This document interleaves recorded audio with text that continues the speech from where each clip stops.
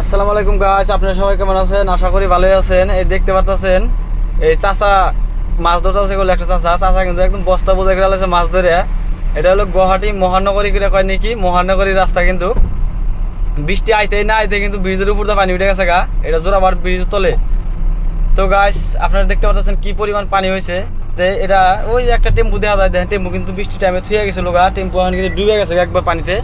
তো এটা আমার ট্যাক্সি চালাক সকল বন্ধুরে কই, ভাই সকল আপনারা কেউ আজকে মনে বলেও এই যে রাস্তায় আবেন না। দেখেন আমার এত বড় গাড়ি, চাকার উপরে পানি উঠে গেছে গা। এখন আমার তেলের ট্যাঙ্কিতে পানি না গেলে কথা, কিন্তু আপনারা যদি এই রাস্তায় আজকে আসেন তাহলে কিন্তু ডুব পাড়া লাগবো, আপনারা কিন্তু পানির তলটা জানাবো গাড়ি।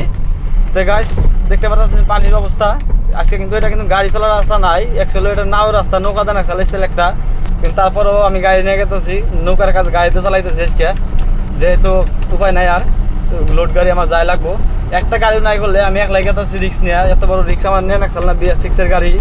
এখন কি হয় না হয় এখন উপরবেলাই জানে, এখন রিক্স নিয়ে তো পার করতেছি, এখন পার হইলে কথা, এখন আল্লাহ আল্লাহ করে পার করা হালি আল্লাহ বাঁচায়।